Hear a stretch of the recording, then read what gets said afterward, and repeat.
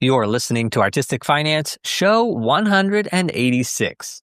On today's show, we talk with lighting designer Beverly Emmons on a range of topics around commercial theater practices.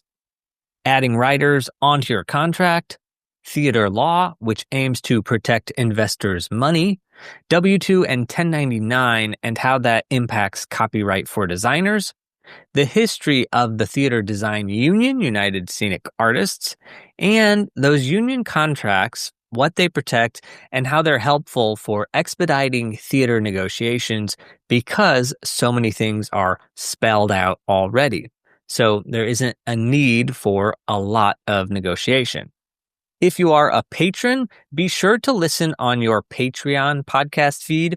I didn't edit a lot out of this interview. However, there is an additional 20 minutes where Beverly discusses her former dance-producing nonprofit and the founding of the Joyce Theater. And there's a discussion about whether the union should have an entrance exam or what that looks like. Beverly and I might have differing opinions on that. Check out that full interview on the Patreon feed to find out.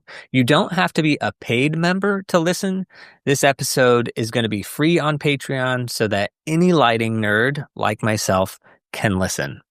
Today's episode is heavily focused on lighting and Broadway. It's a bit of insider theater talk with lots of names and references thrown around. Today's guest, Beverly Emmons' Broadway career spanned 37 years, which coincidentally is how old I'll be turning this year. Some of those Broadway shows include Annie Get Your Gun, Jekyll and Hyde, The Heiress, and The Elephant Man.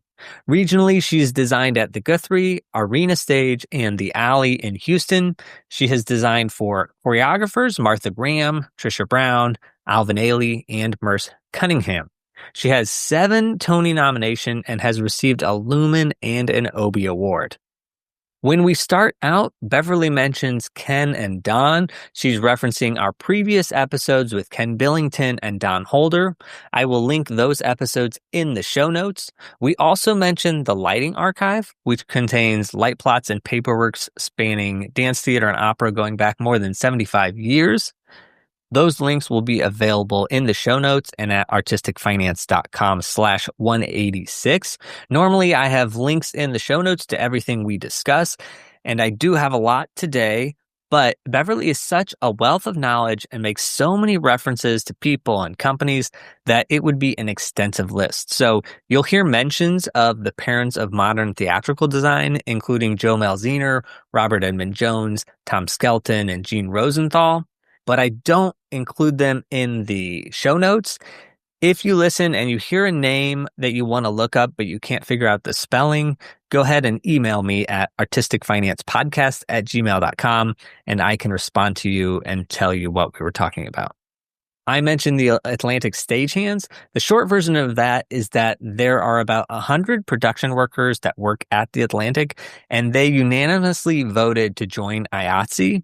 Those negotiations were stalled when we chatted, including a pause of the Atlantic season, but they have since ratified an agreement and that season has resumed, which means that the Atlantic is now the first off-Broadway venue to have an IATSE agreement. And so it remains to be seen whether that's going to set a precedent for the other off-Broadway theater companies to join IATSE, but here's to hoping. A bit more context to this discussion, Beverly recently was interviewed by USA 829 as part of their Designer Roundtable series. I was in attendance when she talked, and she mentioned some of these topics that we're discussing today. Now, I was thinking, well, this would be great to have this conversation for our listeners. And so that's why today's interview doesn't follow our usual format, because I wanted to follow up on some of those things she was talking about. So if you like today's interview, be sure to let me know. One final thing, we recorded Beverly using her computer microphone. As such, her voice is a bit higher and squeakier than if you met her in person. I tried to modify it, but only had minor success. But if you hear some squeaks, it's just how we recorded it.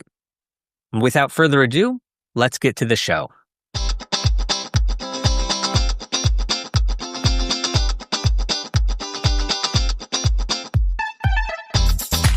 You are listening to Artistic Finance, where we help creatives learn about the business of show business.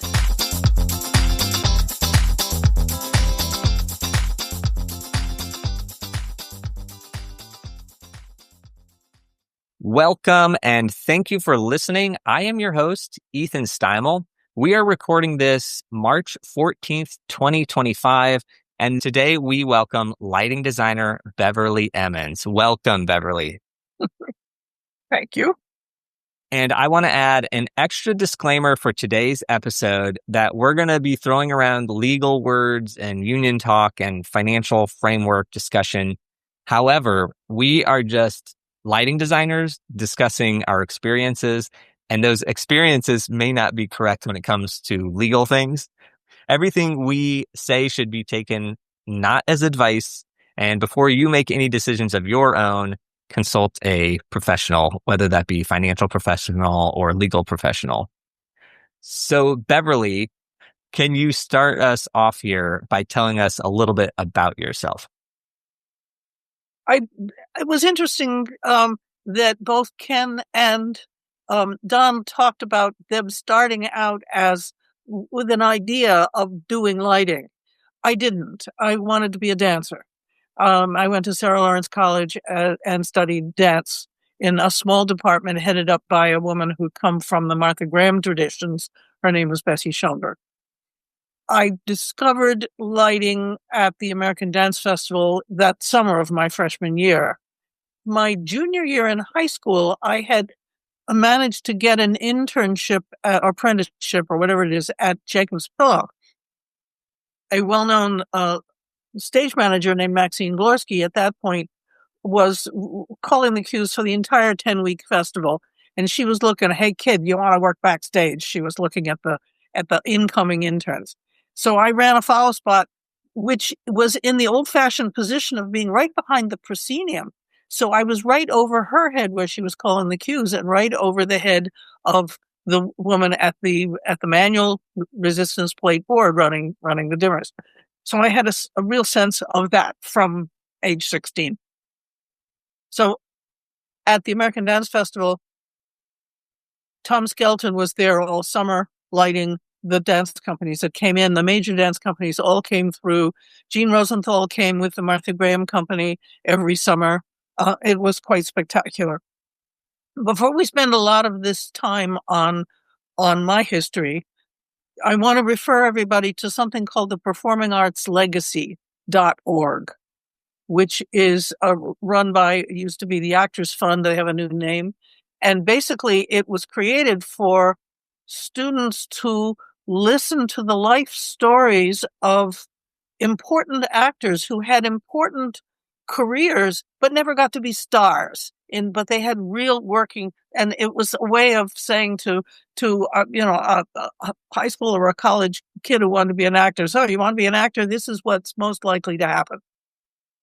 And then they branched out. So Maxine Glorsky did hers, and I'm there, and John Lee Beatty and Ken Billington. And so there was a very detailed year by year timeline of our work with stories connected to it that we wanted to share. So I refer to anybody who's curious, performingartslegacy.org. You invited me to talk about finances and money, and so that has focused my attention to tell stories about what my experience with all of that is. I grew up, thank heavens, with no college debt. Thank you very much, Daddy.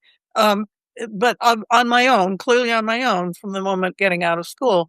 The difference was that by working at the American Dance Festival, Tom Skelton needed assistance. So while I was still in school, I would run into Manhattan and assist him on projects.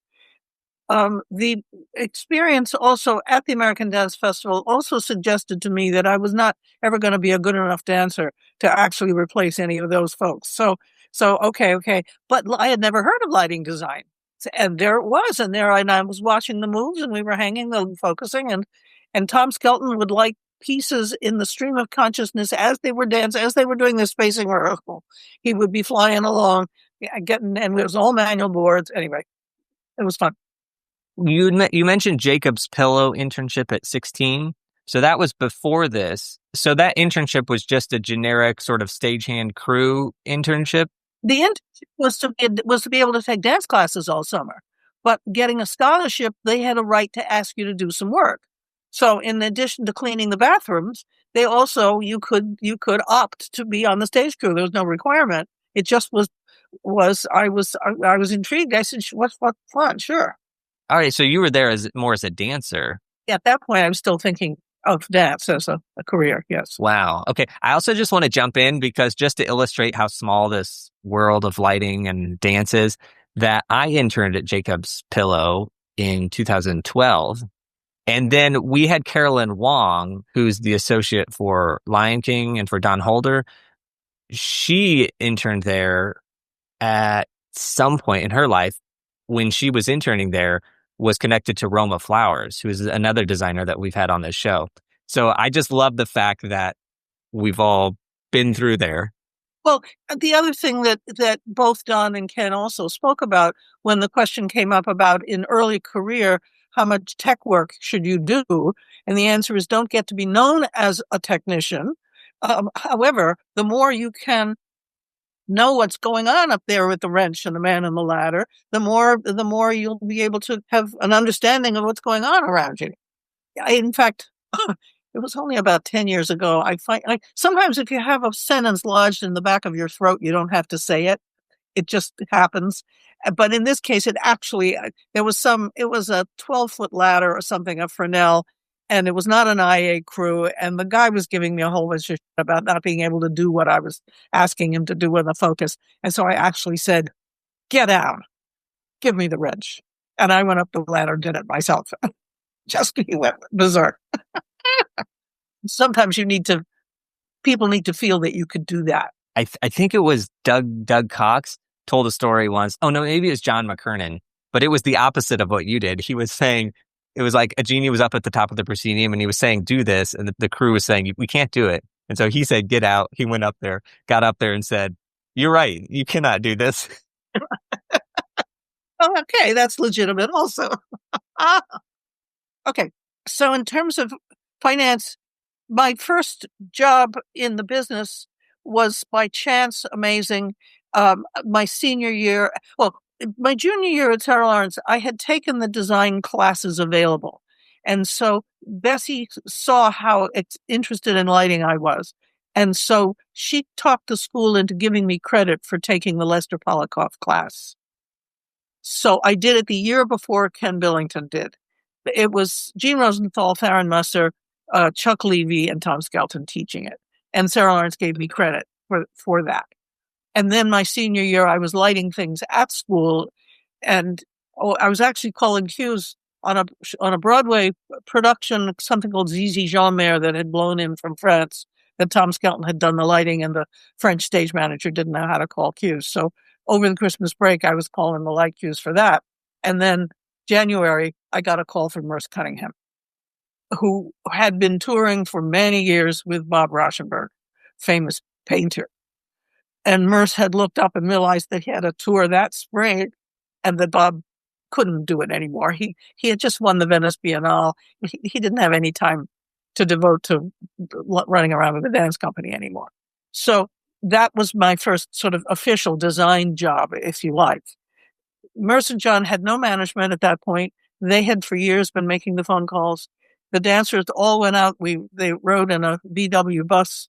Everybody ate together. John and Merce picked up all the expenses, and everybody got paid $25 for each actual performance they participated in on a little 2-3 week tour. Amazing. And did you get that same $25 as everyone else? Well, I got $25 for a one-night stand at BAM, which was one of the first things at BAM I did. And at Hunter College Playhouse was the first, now it's called the Danny Kaye, but where it was the first concert. And Merce only came out and looked at my work at the first one. And I guess he decided it was okay enough and he never came out and looked at it again for 3.5 years. Okay, so finances are if I could pay my rent, and you do anything you can get your hands on. My advice to young designers is get in the door. Get in the room where it happens. Whatever job there you can manage to accomplish, get in the door. Be better at it than anybody else has ever been. If you have to be there in the morning to sweep out the lobby, get there with a key before anybody else gets there, and get them to understand that they could never do another show without you. And both Ken and Don talked about being a nice guy, don't bitch and moan, just be there for everybody. Anyway, that's an important principle. There's other stuff that's in the Performing Arts Legacy people can read that I've written about handling directors and so forth. Anyway, money. Okay. I've always been interested in history. I put together this sort of history of our situation, if you like. Joe Malziner talked about the formation of the union. Joe Malziner, scenic designer. The union was created as the International Brotherhood of Wallpaper Painters and Hangers in 1916 because scenic painting was the equivalent, painting drops, it was equivalent of painting wallpaper. Joe Malziner said in 1928, that union said that if the scenic designers didn't join them, they would quit painting in January. And as he's told the story, he said, well, I was really busy. We should have made a guild, but I was really busy. And Bobby Jones, that's Robert Edmund Jones to you, was busy. And so, okay, we signed up. The union, therefore, was representing scenic designers right straight through, but they never had a contract with an official negotiated bargaining agreement, which is a technical thing, until 1969. So from 29 to 69, the union would say you have to hire our people because they are skilled. And we know they are skilled because they have passed an exam. And the exam, Gene Rosenthal, Theron, all of those people had to pass the same exam, which involved painting scenery, designing set, painting costume renderings, and very little lighting because it was only beginning to get to be complicated. There was pressure building in the 50s for that not really working anymore.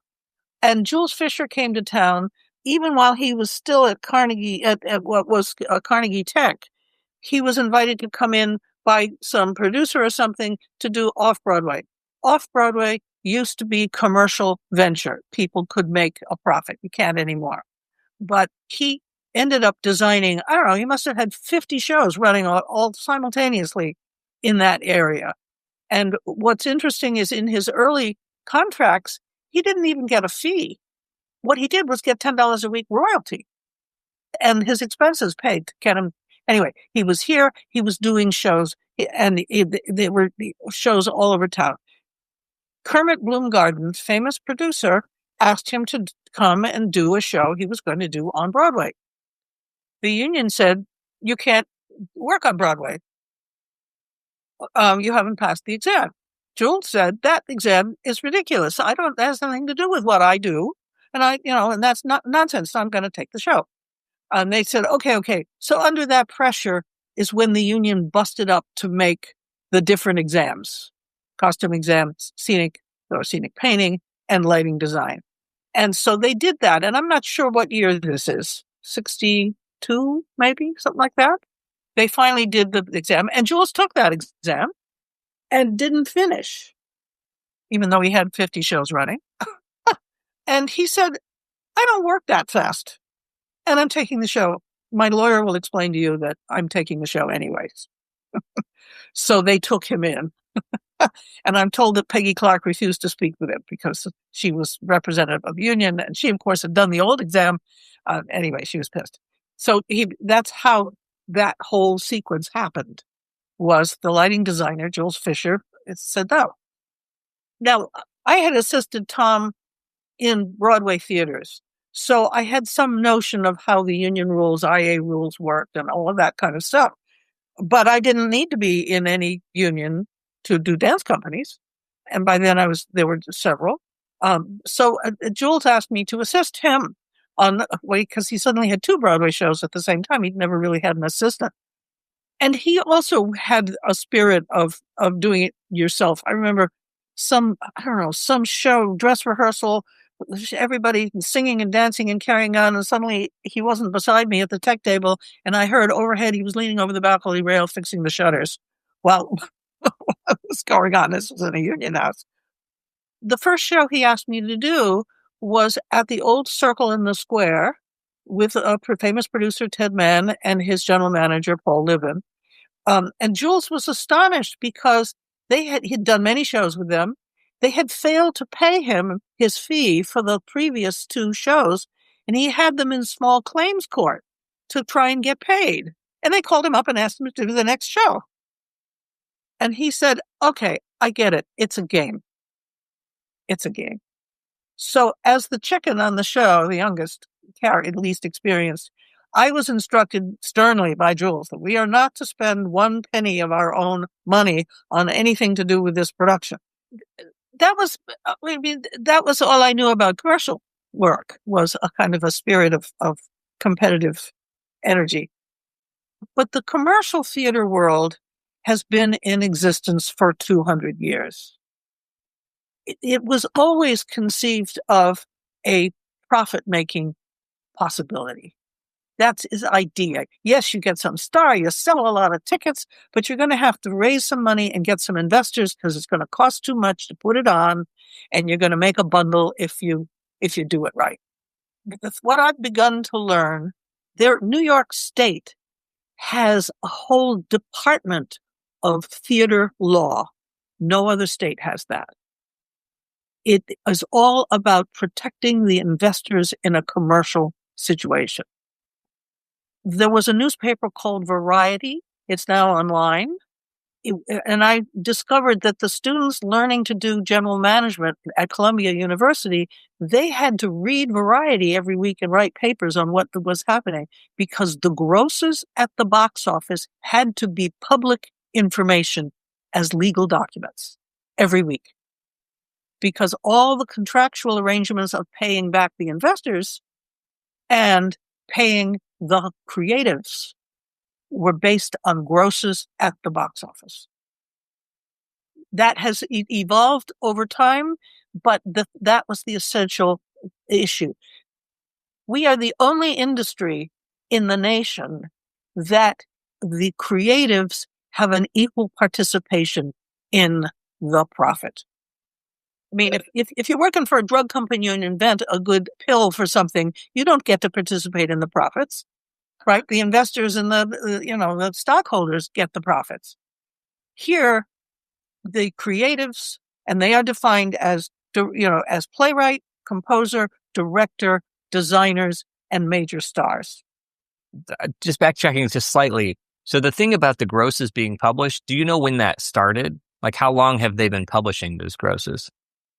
Since the 1850s. I don't know. I mean, I don't know. I'm making that number up. It's basic that there is a profit, and the profit has to be protected from people who have tried everything you can think of to steal it. I've dipped my toe into producing a little bit, and what that entails is seeing if you can find people that want to put money into shows. I've talked to some people and they say, yeah, I don't invest in shows because I'm not villainizing producers, but they're like, there are so many things that producers can do to prevent the investors getting money. You have zero control over it, and you really have to trust them. But even if you do trust them, there's still so many things and priorities that they have before investors getting money back happens. For 150 years, they've been maneuvering this world in ways that the law has tried to articulate and protect. On the major scale, that's where it's at. There's something called the Broadway League, which is the official corporation or whatever for the Broadway. And to show how powerful it is, when Disney either bought and renovated a theater, whatever they did to first bring Lion King, when Disney came to work on Broadway, Disney has always been anti-union and anti-this and that, and they'll do what they damn well please. And the League of Broadway Theaters threatened to shut them down. You cannot play in our field, in this group of theaters, which is a defined physical area, a defined group of theaters, unless you play by our rules. Which makes total sense. If you want to be on Broadway, you have to do all the things that everybody on Broadway has to do. All the others, otherwise it's not fair. Yeah. And I asked that question about when that started because I think everybody listening probably knows that the Broadway League every week publishes the grosses of Broadway shows. I actually thought that was a Broadway League decision. And I always wondered about it because I was like, everyone's so private about money. It was shocking to me that the Broadway League would make that stipulation for all the shows. Now I'm hearing, and it makes total sense, that it's the law of New York that says you have to publish these grosses so that way people who are getting their money back know whether or not you're returning it correctly. I mean, there's ways to fudge, I'm sure, still, but that part has been defined. Another thing that I found interesting is a producer, a professional producer, cannot spend a nickel of the investor's money unless he's raised it all. Now, if you're going to do a Broadway show, you create a corporation. And when you create that corporation in New York State, you state your capitalization. You state how much money you're going to put into this production, which protects. Say you say to the playwright, "Oh, darling, we want to do your play," and then you say, "Oh, we didn't raise the money, so we're going to do it at La Mama instead." No, no, no, no, no. No, if it's a Broadway show, it's a Broadway show, and you have to define how much money it is, the budget, and you have to raise that amount of money. Here's the story. Here's the example story. Mr. Rich Mann meets a professional producer at a cocktail party. "Oh, show business. What's fun? I've always, is there any way I could participate? I'm very interested." And the producer says, "Oh, of course, you could give me $25,000. I have a project I'm working on. We can have some auditions. I have some office expenses, so forth, so on." And then, a month later, "Oh, we didn't raise the money. Your money is gone." No, no, no, no, no, no, no. That's investor money. If a producer is a professional producer, he has to have enough of his own money to work with to raise the rest of the money to create the corporation. Okay. Jumping back a little bit. Until 1969, the union rules, there was no bargaining agreement with the League of Broadway Theaters. It was what was called a promulgated agreement.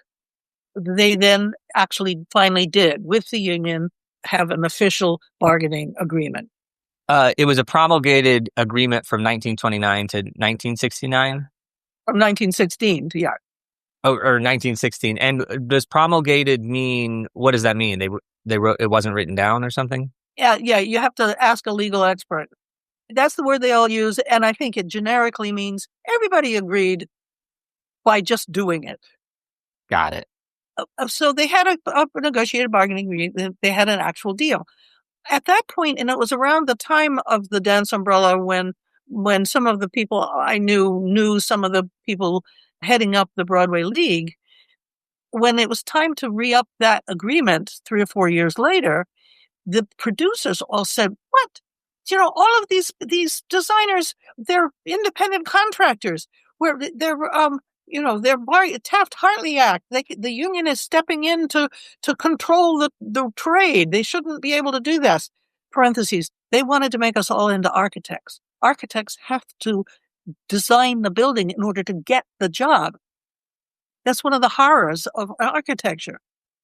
That you have to run a business in order to get the job. If you read our union rules, you don't actually have to read the script until you have the contract signed. Now, you'd be stupid to do that, but there it is. They can't ask you to do any work. There's some current issues with that. Well, this is just a side note about that because I'm working on a show and the set designer has already sent sketches and all this. It's a small show and I'm like helping the producers. And so I said, "Oh, can we put this person's name into the publicity info?" And they said, "Well, we haven't sent him a contract yet, so you can't do that." And I was like, he has designed the whole set and you haven't put him on a contract? Oh my goodness. You should call him up and say, "Don't do another stick of work." He knows what he's doing is all I'll say. He's been around the block. He doesn't need me to tell him that. Right, all right. Or her. But the League of Broadway Theaters actually took the union to court to destroy the union and its bargaining power over designers and its relationship with designers. And the judge read through all the papers, read through the history, and I'm told by someone who was there, what he said was, "How long have you been working this way? 100 years?" And threw it out. The fact that they had been in agreement promulgated for all that time worked in our favor to protect us. But that is the reason why the union cannot use the word royalty. They have to use the word additional weekly compensation, because the way American law works, you're either labor or you're money. And a royalty means that you're a participant in the profits. So my point here is we can't depend on the union to continue to defend that role of getting a piece of the action. Because the way the law is structured is that becomes a questionable issue. And we may not get such a sympathetic judge if it happened to go to court again. So just so we're all on the same page here, designers participating in the profit. This has never been an issue in my life. I've never participated in profit. Like on Broadway at that scale, designers do participate in profit. How does that structure work? It's changed over time. It may have changed since my last understanding of it. Originally, and I knew this because Jules was an investor in hair, so he got the documents, the legal documents of how the money was dispersed. At that point, the creatives, specifically the ones I've mentioned, the writer, composer, director, designers, maybe stars, they got paid a percentage of the gross. So Jerry Ragney and who wrote Hair, we figured out we're getting $25,000 a week off of the New York run of Hair, which was for 4 years. That was their 10% of the gross in New York. And that also, Hair proceeded to perform in 12 different cities in North America for at least 2 years, in probably bigger theaters, and in addition, 10 or 12 more in Europe. And they were getting similar off the gross in those places. Wow. Okay. So that's designers. Those two were the writers. The writers. Wow. Of the gross. And just to clarify, even though I know everybody knows this, but the gross is if the Broadway League publishes the gross and it says they grossed $2 million this week, but the show costs $1 million to operate, you would think that it would come out of the $1 million left over. But if you're taking it out of the gross, that means you're getting it out of the $2 million. That's amazing. That's amazing. Well, I did a show with Tommy Tune called Stepping Out in the mid 80s. And at that point, the investors had gone on revolt and had said, we're not getting enough back. This is not fair. Rah, rah, rah, rah, rah. So the way it's was structured then was that the producer and the general manager would develop a budget for the nut. And I told you when we were talking what the nut is. It's the expenses of the show. In this case, salaries, rental of the theater, marketing, producer's office, general manager's salaries, all the salaries of everybody week by week. That would come out of the box office gross first. So the nut is the amount. It's your operating expenses. Correct. And that was based on the history of that theater companies would pull into 19th century towns and set up and have some shows, and the sheriff would take the nut off the axle of the wagon, and until the hotels and the restaurants and everybody, the actors had paid all of their expenses in town, they couldn't get the nut back so as to travel on. I never really thought about where that expression came from. Right. But that's one of the things one loves about the theater is those traditions, and getting a piece of the profit is one of those traditions. Or they couldn't do the show without us. And I know you say you don't know how things have changed, but has the taking a percentage of the gross, is that still what happens? No. Then what happens? So first out of the gross, they take the weekly nut. Okay. Now the rest is defined as profit. And in the contracts that I'm familiar with, the creatives as a group got 40% of the profits, and 60% went back to the investors in the very first week. If there's any profit left over, 60% went back to the investors.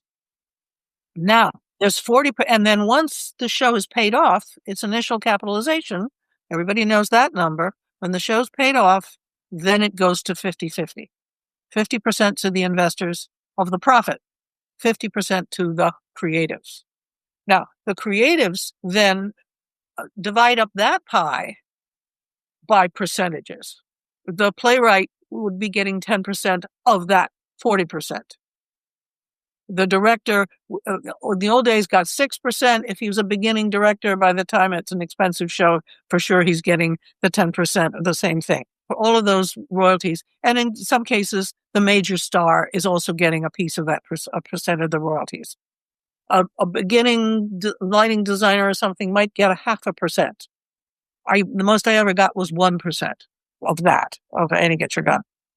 So when Ken is talking about royalties, we're talking about a major piece. I just want to say one bunch of numbers. Hamilton has profited. The profit of Hamilton is $1 billion to date. If they're splitting it 50-50, then $500 million is going back to the creatives by whatever percentage they did. Lin-Miranda wrote it and wrote the music. Is he getting 20%? He might. Hal Binkley was not a babykins. He was a distinguished designer. He probably could get 5%, 10% of $500 million. This is not chicken feed. And what I want to say to young designers is, don't poo-poo this. You aren't guaranteed to ever hit the jackpot like that, but don't deny yourself the possibility of doing a commercial show that runs as a success for years. Don't ignore that. But be aware that the union cannot, in a forceful way, go after it. Once you have your contract signed with all of that specified, the union will defend it because it is on your contract. However, this brings me to the next point, which people are sometimes wonder about, which is, do I have to hire a lawyer? Do I have to have an agent? What's the difference? Well, an agent is supposed to get you money. Well, I had an agent for a while who was disappointed because he discovered lighting designers. He couldn't get a lighting designer a job. Lighting designer job is picked over lunch between the producer and the scenic designer, or the director and the scenic designer. The agent conversation never triggers off. But yes, you need somebody to negotiate for you. And the question is, why? Well, it has to do with personal taste. And I just want to give a playful example. But the producer says, darling, I love your work. You come and you make it beautiful for me. And then he says to his general manager, not a nickel over 350. Okay, the general manager's job, he gets his rocks off by making everything as cheap as possible. His job is to be a bully. That is his job, okay, to protect the financials of the business. That's his job. Okay. As a personality, I would find negotiating with somebody like that upsetting because his job is to be mean. You might risk saying, take your show and shove it. No. Hire your own rhinoceros to deal with the rhinoceros. Hire your own lawyer to negotiate with those kinds of things, if that's to your taste. And it is primarily starting to talk about big money. You don't want to waste your time and energy and personal angst dealing with that. You just want a clear path forward once it's resolved. Fight fire with fire is what I'm hearing. Yeah. Now, there's a couple of other things that people might want to know about. There's a lot of talk about W-2s. Just know that if you're paid by a W-2, you do not own your copyright. That's established by professional photographers for years. If they go W-2 from a magazine to do a shoot, the magazine owns the photographs. You don't. So if you took some fabulous pictures of Muhammad Ali, you can't sell them under your own name. Got it. Part of the reason for that, the difference between W-2 and 1099 is, one, you're an independent contractor. The other, you're an employee. A part of being an employee is that they tell you what to do. Whereas the independent contractor, you do it. You do it how you see it fit. It used to be that in order to be an employee, they had to provide you with everything you need to do your job. They need to give you office space, up to a computer, and and all of us sit in our own places of living with our own, or have our own offices. So that's a point of what makes an employee. And I heard somebody say at the union meeting, well, if they tell you what to do, well, what does that mean? Does saying show up on Tuesday at noon means that you're being told what to do? That's a very vague idea, but it falls into this area of dangerousness. Well, I'm glad you said that, because the W-2 being given everything that you need, I like that and I understand that, because I'm also lately, I've been pushing for kit fees for people to cover overhead. And specifically, this is for like assistants and associates, because it's like they're bringing so much. Like, you can't show up without a computer, obviously. So I'm not saying that every company should be buying everyone a computer, but a portion of that cost of all the tools that you're bringing is, to me, very reasonable for it to be covered. So I'm glad you're saying that, because now I'm thinking, well, with assistants, especially because almost all of them now are W-2. And that's new, but they're not, the copyright issue doesn't matter for them, because they're doing your design work for you. There's a show that they just announced. Twyla Tharp had done a show on Broadway with Billy Joel, and they're reproducing it down in Florida 15 years later. If they're taking the original design and the original lighting, those designers get paid. They cannot. They're not allowed to redo it unless they buy out the original in some arrangement. That's an important consideration. And I think some of the issue of W-2 and all of that is resolved because more and more designers are creating corporations. I have an LLC, but I never worked on Broadway with that at all. I was always just paid a union contract. But with my lawyer, I always had another page attached to the union contract, a rider, which specified that I had copyright, that they had to sign. And there were insurance issues. If a light falls down and kills somebody in the office, it's not my fault for having specified to put a light there. So that lawyer agent thing, it sounds like you used a lawyer, not an agent. That's right. I used a lawyer.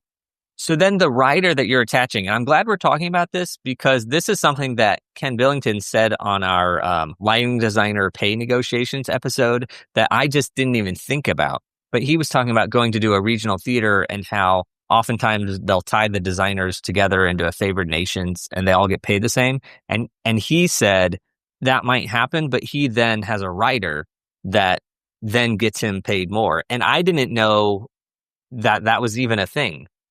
Which is outrageous. I found also that I'm getting paid the same amount as Ming Cho Lee. No, Ming Cho Lee is getting an office fee. So yes, there have been lots of ways where that is fudge factor has gotten in. So I'm glad we're talking about it, because I want people listening to know that that's an option, that's a thing that's going on. So just want people to be aware of it. And then I would like to ask about your rider. Did you have a specific rider of like certain things you always wanted in your rider, or was it piecemeal together every time, just depending on how the working it out with the producers went? I didn't have a list that the lawyer and I worked out. I had a very experienced lawyer for most of the end of my career, and he made the suggestions. It did largely end up being the same, but it wasn't coming from me. It was coming from his experience, pretty much. Gotcha. Okay. Then going to W-2, just because that's been over the last 5 years, that's been an issue of like, let's try to get people on W-2s. It sounds like for designers, it could go either way, but it sounds like it's definitely more advantageous for designers to be on 1099. And maybe legally they have to be because of the copyright issue. No, copyright is a choice. If they want it, then it legally is important. But I'm talking to a designer who has done most of his life as one-offs, either big production things or fashion shows or TV or movies or stuff. For him, he said he didn't care about copyright because it's not going to go on anywhere. And so there are companies out there, and I don't know the name of the one that he used. I was amazed because I saw him at the Hemsley last year, and he said, I've always worked on W-2s. I've never done a 1099. What? He's been in existence for a long time. What? And he said, no. And this is the what part I didn't get which came first, the chicken or the egg. There's a corporation or maybe several out there that the show hands the hunk of money that they've negotiated, that he's negotiated, whatever, to do the show, hands that company. It's not his company. It is a corporation. And that corporation then pays him W-2. But that corporation, therefore, has the union contract and is therefore paying into his pension, which he wanted, and his pension and his health insurance, which is not available on W-2. At this point, half my income is the union pension. It's very important to pay attention to that. And the health insurance has always been fabulous. Talking about the one-offs, getting paid on W-2 on the one-offs. So this is why this is a very specific theater, and even more specifically Broadway, but is very specifically a theater discussion, because I'm thinking like the Oscars. So doing the lighting for the Oscars, it's a one-off. It would never be recreated. That's right. Ever. So that can be W-2 because you don't need a copyright for that.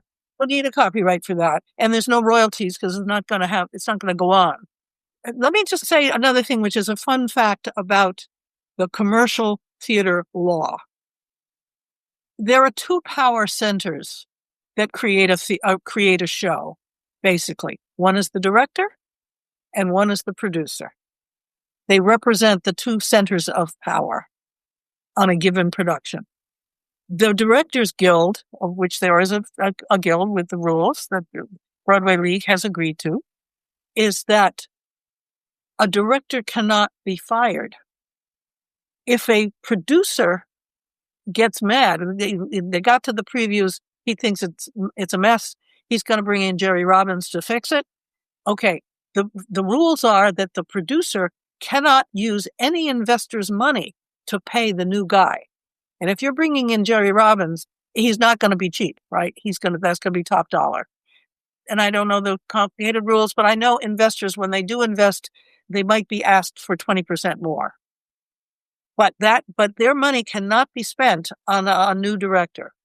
Now, if the old director gets mad and walks out the door, he loses any rights should that show have a run and generate income. That director is gone. So they sit there and grumble and sit there while the famous guy comes in and makes suggestions. Oh, yeah. It becomes very emotionally complicated. However, he's protected. Now, that new guy is probably also getting a royalty as well as a fee to come in and fix things. And if it's a success, there are two directors that have to be paid. It also protects the producer, because a director cannot say to the producer, the whole set has to move up stage 3 feet. I want it done by tomorrow, or I'm walking out the door. If he walks out the door, he loses everything. All rights. He can't blackmail the money side of the production by being temperamental and saying that he can walk if he feels insulted. All right. So you mentioned incorporating. You said you incorporated, but not for theater. Yeah, it's when I started to do a little. I never did it very well. Architectural work. Well, architectural work, it was pointed out to me, is a lot more litigious. Everybody sues everybody, and to protect my house, my possessions, it was recommended that I work under an LLC. So that's the only thing that could be sued. And do you still have it, or have you dissolved it? I still have it. It doesn't cost very much a year to keep it alive, and it does help the tax issue of what is profit and what's deductible. My husband never became a corporation. He's a photographer. So he has an office upstairs. I have a brownstone. So he has an office upstairs, and then I have an office downstairs. And so we can deduct not only, the six of the property taxes, the 6 of the utilities, as in addition to, the expenses of computers and all that kind of stuff, and employees, if we have any, or any of that stuff. It gives you a much better sense. Assuming money is coming in, you can't deduct against when you're not earning any money. But when money comes in, you can deduct from taxable income, legitimately, totally legally. In my brain, you want an LLC I mean, it's like you mentioned, it's more for legal, not getting sued reasons than financial reasons. But I always thought that, well, if you're getting 1099, it helps with deductions. So, like, if you're a W-2, like an assistant or associate, you wouldn't really need one, right? Unless, but you may not need one. But on the other hand, you're paying for this computer. It's the kit fee that triggers in then. But then the question of how do you define an employee starts to be complicated. I mean, it may be that your corporation has to have the kit fee that is for a show. It happens to be your assistant's kit fee, in which case your corporation then pays that to the assistant because you can't get it out of the show. Now, you're not allowed, because you can't employ your own same union member, because they can't negotiate with you. That's the reason for making it used to be that the designers paid their own assistants, and that was the end of the story. And then that evolved. So the show has to pay it. But then if the show stops wanting to pay an electrician, we only have 6 weeks. Well, then what do you do? If the show delays, or, you suddenly have another show to go to, and so that becomes a complicated situation, which I think if you have your own corporation could ease some of that pressure, some of that complication. Got it. So you have more options it's just more options. Okay. With the LLCs, et cetera. So I grew up in the 90s, and as far as I know, as soon as I was able to read the news or talk, I knew about LLCs and corporations. But was that going on before the 90s? Like, throughout your career, has that basically been the same? And I know tax law changes every once in a while. And architects have always had their own companies. I was advised to do an LLC when I started working in the architectural world. Before that, there was just no need, but there was no issue for W-2 either. We were all paid 1099s, assistants and the producers of the show, the designers. We would all just get fees. And when we were prepping for this episode, you had mentioned when moving lights started being used and programmers being incorporated. Did I hear that right? Yes, that's when I first heard of this issue of incorporation as a way of dealing with the union problem. And this was the problem of the IA for the IA. One of the national government rules is that a union cannot claim territory they cannot man. This was manifested when they were creating Disneyland in Florida. Our scene painters, and not so much the designers, it was the painters and stuff, and the IA wanted to be part of building Disneyland. And Disneyland would hire them, but did not have to pay them a daily rate or expenses for being in Florida. We didn't have any union members in Florida. But because the union couldn't claim the territory unless they had people there to do the work, unless they could man it. And that was an example of a geographic problem. If you don't have anybody there, you can't claim the territory. Okay. It also manifested itself a long time ago when a computer board first turned up, and it wasn't even a computer, it was a little electronic board, turned up in an off-Broadway theater, and the union wanted an IA guy to run the console. And the producer said, okay, send him around and we'll see. And the guy they sent didn't know how to run that board. Fine. The producer did not have to pay an IA stagehand. Could pay anybody they wanted because the IA did not have anybody to offer who knew how to run that board. Now, fast forward as the technology is, one of the things that's been fabulous about the IA and amazing is how much they have learned new digital, new all those new technologies. Please, major compliments to all of them for doing that. But the interim period happened when the moving lights were basically paid for by rock and roll. Rock and roll was making all that money, was operating not so much in union ventures or whatever. And as the Verilight started to make the first moving light, the operators that learned how to run it were in no particular, they were no particular union. They were just folks. Okay. Now, suddenly they started to be wanted on Broadway. And what I knew was, what show I forget what show I was doing. I did a show. I wanted a moving light. I knew the operator; she was fabulous, and so I knew how she did it. The issue is at that point, the operators, because it was so difficult, complicated, they were getting $1,500 a day. But the IA could not tolerate having a technical person in the building that was not on an IA contract. That wasn't going to work. On the other hand, they couldn't take in a new union member and pay them $1,500 a day when their regular guys weren't getting anywhere near that much. So that was a problem. And so what she did, the operator, is that she created a corporation.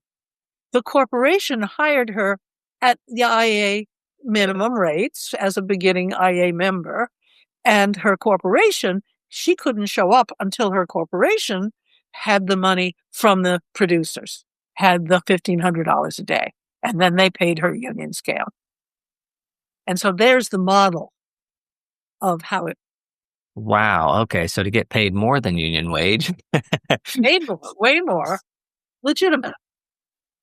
Wow. Okay. Because now moving light programmers are just part of the IA and IA rates. They're full of programmers doing digital everything in those theaters. So that was very much something of the 90s or early 90s.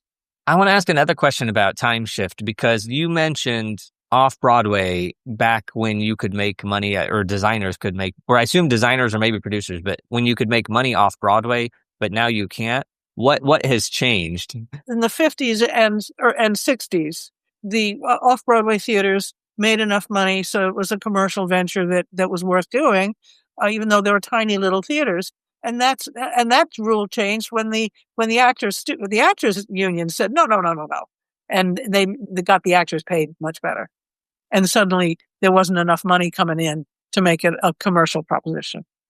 I see. So when you start having to pay people, then you can't make money. You have to pay people. Unfortunately, you can't rip them off as right. Okay. Yeah, because I mean, just what limited knowledge I have of how much things cost is it costs a lot of money to produce anything in New York, a live venue commercially. Yeah. Well, nonprofit too.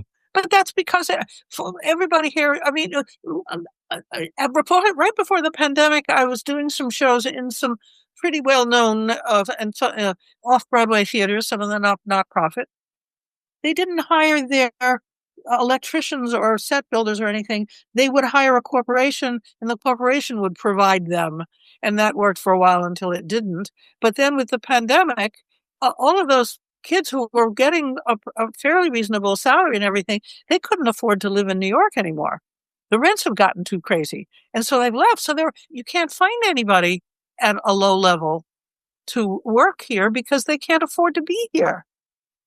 While all the Atlantic stagehand IATSE kerfluffle's going on, you're speaking to why that's going on. Yes. Yeah. And what that does to the not-for-profits, who knows?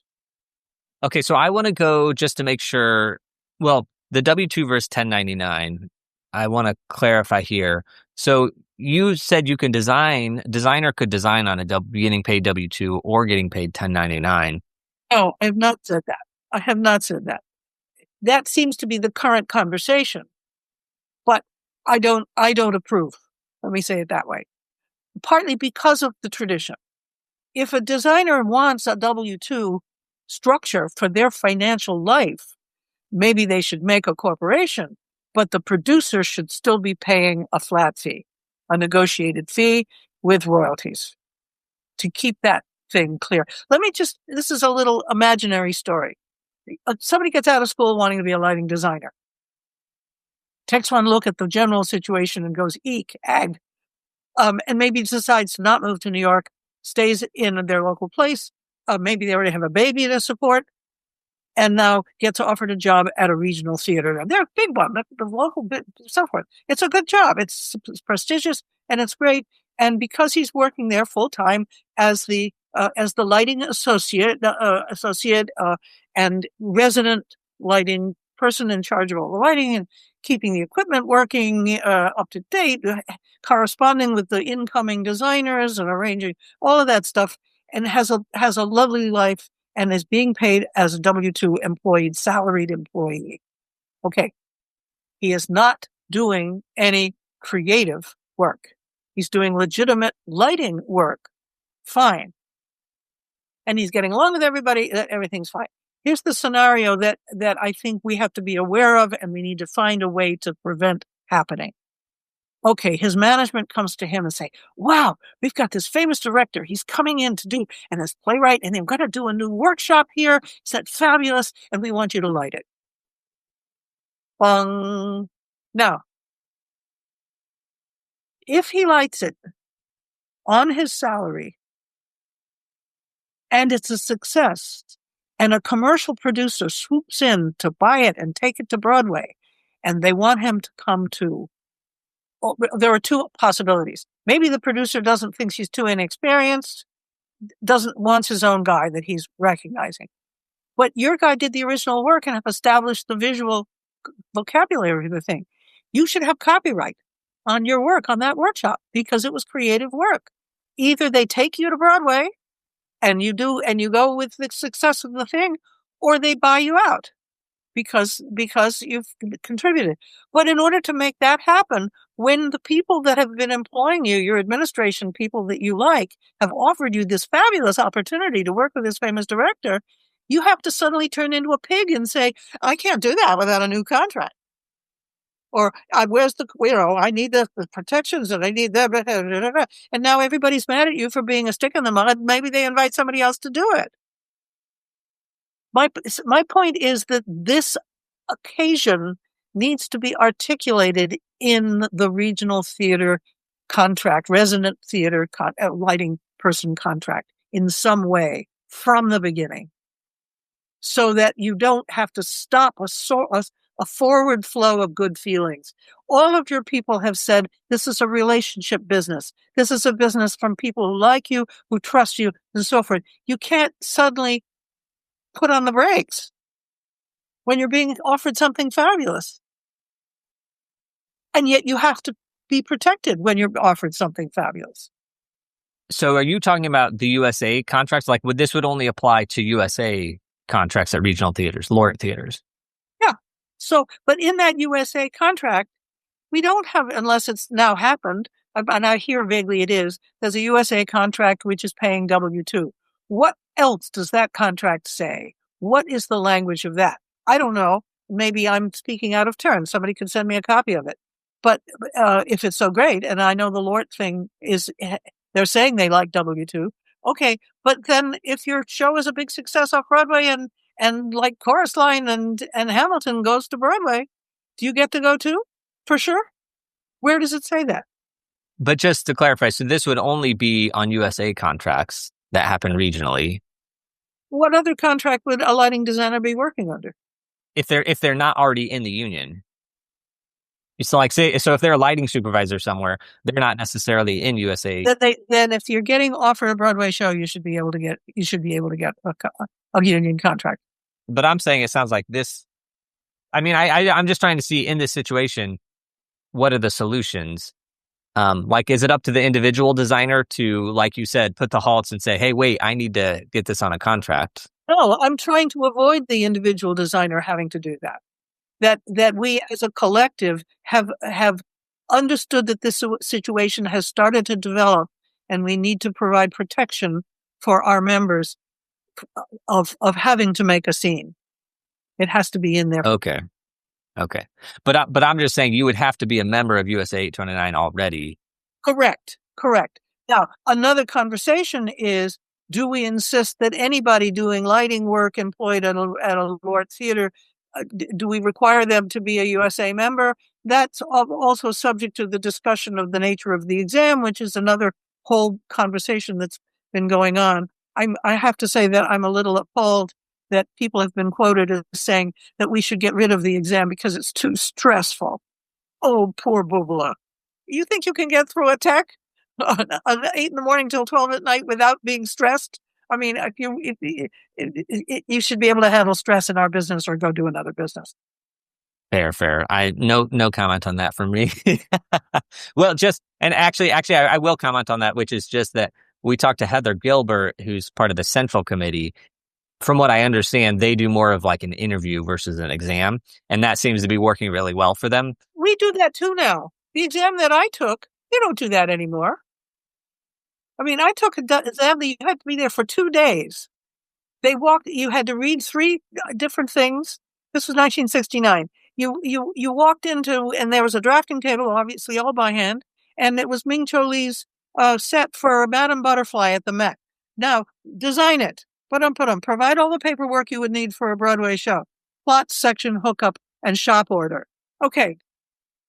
And then in the middle of that, you'd be pulled out to do a live focus and make some cues, a practical. And they used to make jokes about Peggy Clark's dogs snoring while they watch you do the practical. I think it is important, again, as being part of the group, as we've just mentioned, that we respect the history of the business, all aspects of it, the finances, the structure. We have a wonderful tradition that is maintained when things are working. So here's a funny story. If a show has live water, a faucet, a rain pipe, something like that, what department does that cover? Props, carpentry, or electrics? I'm going with electrics. Yes. Do you know why? I don't know why. I'm going to guess that, don't you connect a ground to a water pipe sometimes if you need? I'll tell you why. Electrics is lighting. Lighting used to be gas. Gas is plumber's trade. But if somebody does it wrong, the electrician is the one who's going to get killed. So they want it to stay under their control, even though they don't know how to do plumbing, and that becomes an issue. But it's because of that tradition. Now, I want to recommend a book which is absolutely fabulous and fun. It's written in Britain, but it's been reprinted recently. It's called Theater Lighting in the Age of Gas. And it's what went on in those theaters when it was all gas lit. All right. I will find it and put a link to it. Theater Lighting in the Age of Gas. Yeah, 1850s stage management required 8 soaking wet blankets on either side of the stage to throw over burning performers. It sounds like something from a circus show where there's a bunch of water or fire or something.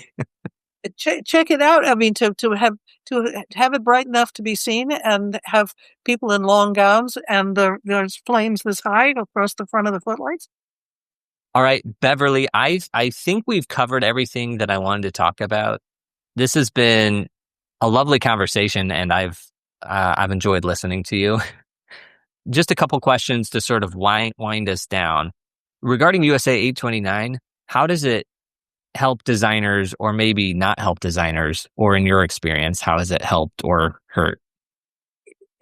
First of all, the formality and the history, we've covered that. If a producer stiffs you, and I actually had occasion to say that on 2 different occasions. One was off Broadway and one was on Broadway. And I got a chance to say, where the general manager was saying, well, we don't need a union exam for this road version, or we have so and so on. So forth. All I had to say was, you can make that business decision if you like. But just remember, I don't have to pay for the lawyer. Yeah. Implication being the union has lawyers that can help you. Yes. Yes. And that's a very important deal. And they all said, oh, yeah, and changed their mind. And I think the formality also helps. We don't have to negotiate every detail. This is how you do a Broadway show. Da-da-da. The rules have been established over time and encoded into law. Let's not waste our time and energy redefining them. It's essential. Everybody else is in a union with protected rules. Why shouldn't we be? I love it. All right. So now some financial questions having to do with your career, or just your thoughts.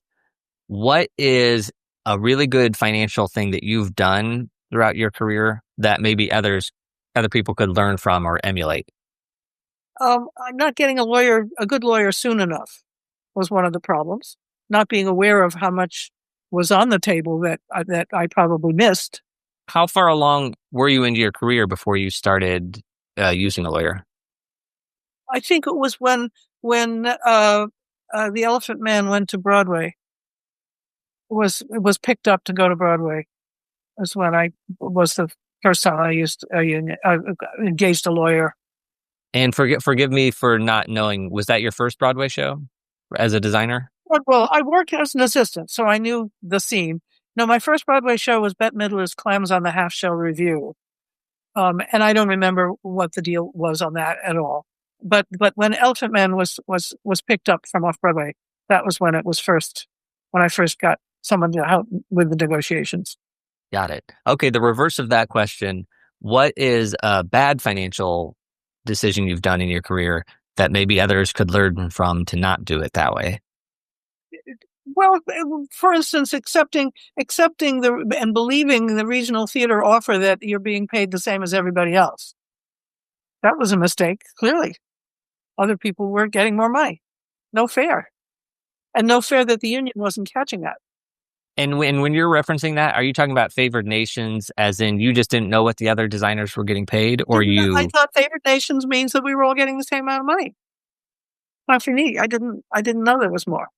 Okay. And does that touch on to our previous point of the USA contract, everyone's getting paid the same, but the writer is different? No, I'm saying that I didn't know that in the regional theater writers were available. I knew they were available in commercial projects. But because it was not for profit and because there was an agreement, I thought that was the agreement. I love it. I'm so glad you said that again, because yes, that is something I learned when Ken Billington mentioned it. It was like, I thought favored nations meant equal treatment. Now I doubly understand why people don't like that language. But I'm glad we're talking about it because now everybody listening can know, because we also say it in this show, and everybody says this everywhere, everything's negotiable. So while it is, yes, we do theater the same way and we do the contracts the same way every time, it genuinely is, what do you need to do the show, this specific show? Because that can change on every single show. So really everything is negotiable if you need it to be.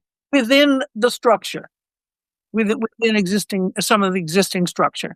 Right. And the structure is the important element to me. Yeah. Amazing. Beverly, this has been awesome. One last question, which is, where can people connect with you and who do you want to connect with you? Well, you have my email address. That would be okay. People can reach out, is the way they say it nowadays. And if they have questions. Okay, perfect. And just before I let you go, I do want to mention the lightingarchive.org. Oh, yes, please do. Yes. There is Broadway dance.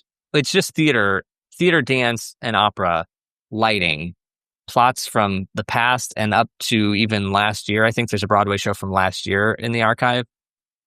You have plots, paperwork. One of my favorites is audio recordings.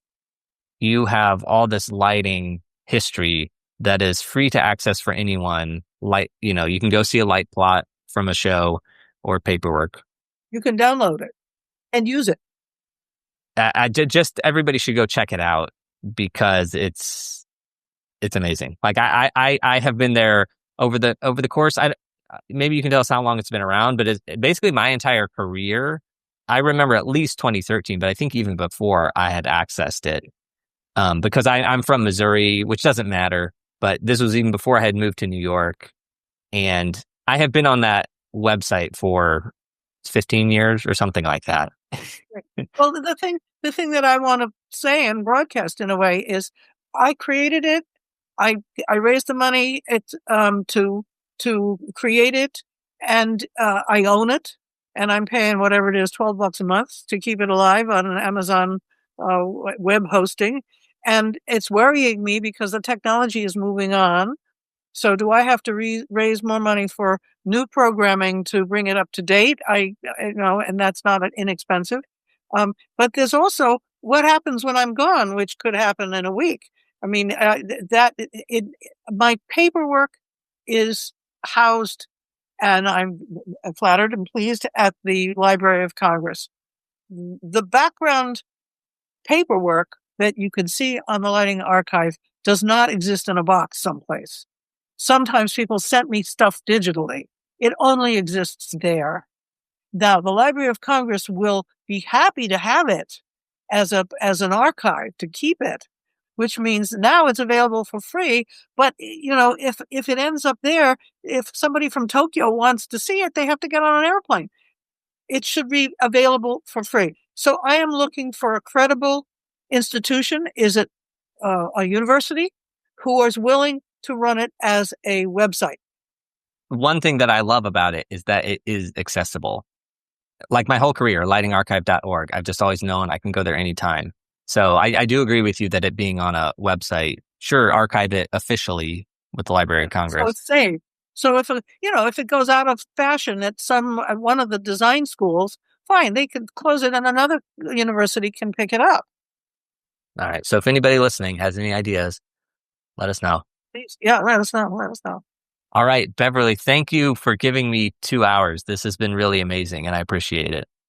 Thank you. You probably will edit it down to something sensible, but it's fun. I mean, it's fun to have somebody who knows what they're talking about and is asking credible questions, and I hope people will find it useful.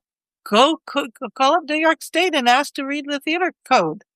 There's also a fabulous book, Broadway General Management, by Peter Bogyo, where you discover what the general manager's job is. Oh my Lord. He's got 15 or 20 unions to negotiate with to get a show on. You end up feeling sorry for him. Not for too long. I'll put a link to that book also in the show notes. So anything we've talked about, anybody can find in the show notes. All right. Yeah, Beverly, thanks. Can I tell one more story? You could cut it out. It's from the theater lighting in the age of gas. In those auditoriums, there got to be a tradition of huge chandeliers with lots of gas jets, all right? Because there was no way to throw light through a lens. They didn't. It was just gas jets. So they didn't have the tradition of taking the house to black and bringing up the lights on stage. Those chandeliers were lit. Well, how did they light them? There's a question. Now, if you take the fancy ceiling in the auditorium, above it, there'd be a roof, okay? There might be a space between the roof and often that was a shop. Think sawdust. All right. Now, my story is that men work in wolf packs, and there's always a chief, and then there was the young guy who has to do the dirty work to prove him man enough to join the crowd. So they send the kid up there with a rag and a rod and a container of kerosene. And he opens the chimney, which is above the chandelier, taking the hot gases out to the roof. He opens and shinnies down inside the chimney and hangs in the chandelier while the lighting man turns on the petcocks down on the deck a few at a time. And the kid gets them all lit and has to get back out through the chimney before there's no more oxygen left in the chimney. Stressful. OSHA would not approve. Oh, man. I'm so glad that gas wasn't a thing when I started out. We're all really glad about that. Yes. That's awesome, Beverly. Man, these stories are amazing. I'm so glad to have them. Yeah. And I appreciate it. I deeply appreciate your project because people coming out of schools don't know this detail. To be a professional is to understand the world in which you are wanting to work and to respect it. Or to want to make changes, but at least you have to respect it in order to know what you want to change. And so that's what I really want to say. And I want to say to the young people, don't give away your rights to have part of the profits. Don't miss the opportunity to make a bundle of money that you would never dream of. Nobody, no, most of those shows don't make a lot of money, only some, but don't give up your possibility. That nobody else, the business world, nobody else has that. Yeah.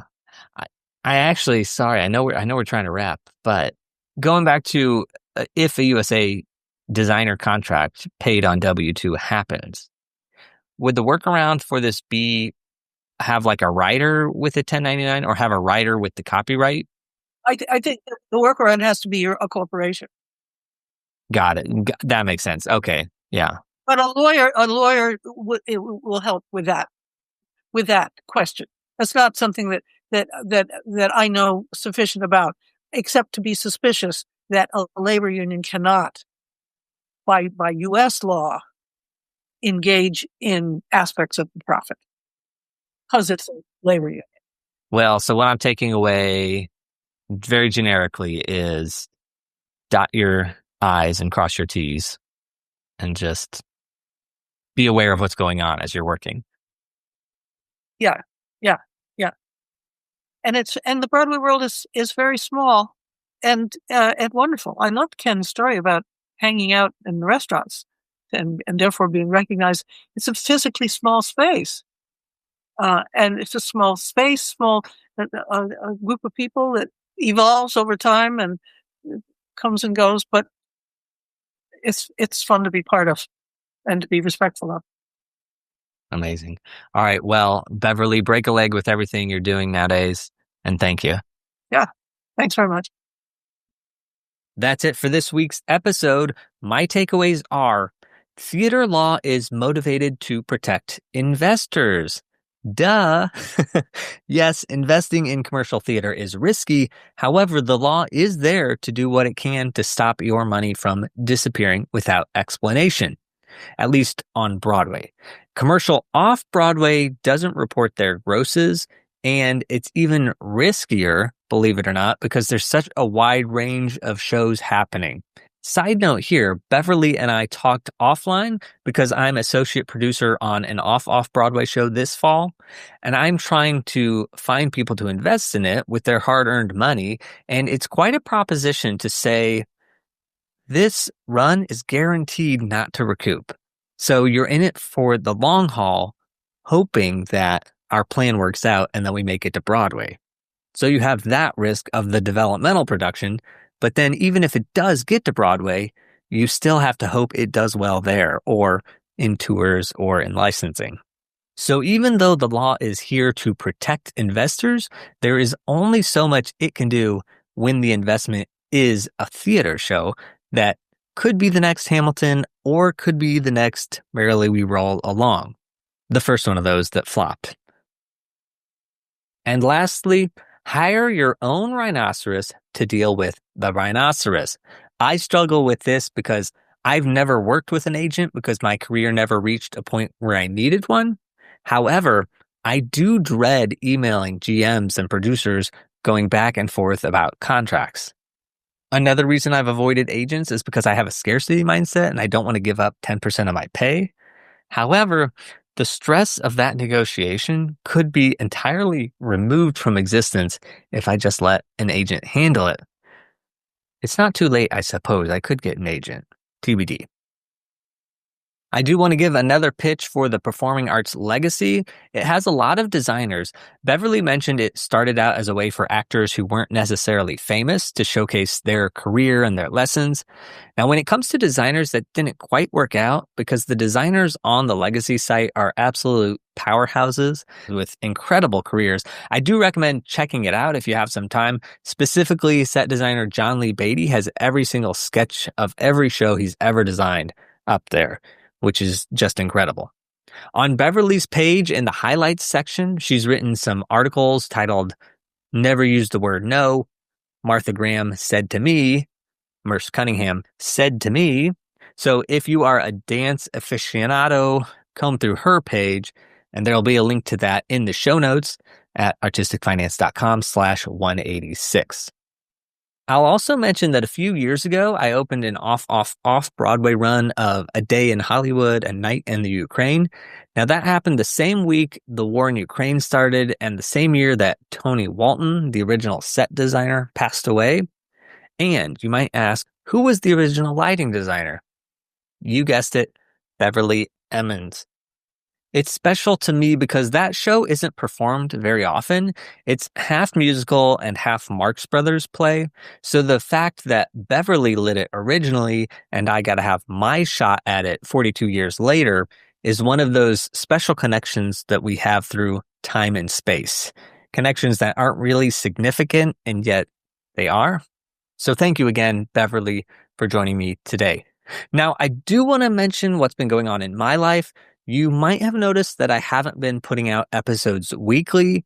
The reason for that is that our babysitter stopped working for us mid-March, and so I suddenly became a stay-at-home dad. Now, that means that the editing time for this show evaporated, except for late at night. And truthfully, I haven't been editing because I wanted to sleep. There's no better explanation than just that. So even now, as I'm recording this, it is 2 a.m. in the morning, and Theo is sleeping, Nicole is sleeping. Beverly asked me about it, and we talked offline because lighting design has now taken a back burner to raising the kid. And when I have discussions like today in which we talk about royalties, that's never something I've worked at a level to receive, and currently, it doesn't look like I ever will. So c'est la vie, but I'll keep trying. And then again to agents, I've never had one, and will my career ever get to a point where I need one? I'm certainly hoping. There's still a possibility. And if that ever does happen, either royalties or an agent, I tell you what, you will be the first to hear it. I'll be like, I finally made it, guys. It might have been on my deathbed, but I made it. All right. So if you have listened this far, it means that you are a super listener. And as such, if you're glad that this show exists and you want to support me to keep it up, please consider joining up as a patron. You can do that at patreon.com/artisticfinance. The shows there are commercial free, and I post early releases of episodes. Like this interview, I didn't edit for a while, but I did have it posted a couple months ago. Currently, we have 2 upcoming interviews posted there. One with projection designer Sven Ortel, who did the Broadway projection design for The Little Mermaid and Newsies. And our other early release is with lighting designer Isabella Bird, who currently has Cabaret on Broadway. So join up if you want to hear those early, and do so at patreon.com/artisticfinance. Now, if that isn't your cup of tea, another way you can help me out is by reviewing the show on Apple Podcasts or on Spotify. And if you buy a book like the ones that Beverly mentioned today, please use our bookshop.org link, which is in the show notes. Now, The Age of Gas isn't available there, but I do have a digital link to it. And the reason we use bookshop.org is that they give us 9% of the sale, which is amazing. It also uses local bookstores to source the books, which is also amazing. So if you're ever on a book buying spree and you don't see the book in the Artistic Finance bookshop.org list, please reach out to me and I will create an affiliate link for you so that way we can get a portion of that sale. But whatever you do to help out the show, even if it's nothing and it's just by listening right here, thank you very much, because that is a vote of confidence, and I thank you. The dad joke to end the episode is borrowed from the Marx Brothers. Outside of a dog, a book is man's best friend. Inside of a dog, it's too dark to read. That's it for today. Until next time, rake a leg.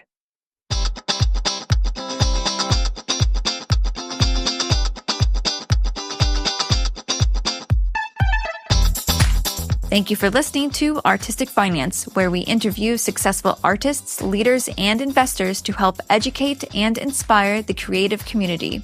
To access our show notes and resources, go to artisticfinance.com. This show is for entertainment purposes only. Before making any decision, consult a professional. This show is copyrighted by Artistic Finance. Written permission must be granted before syndication or rebroadcasting.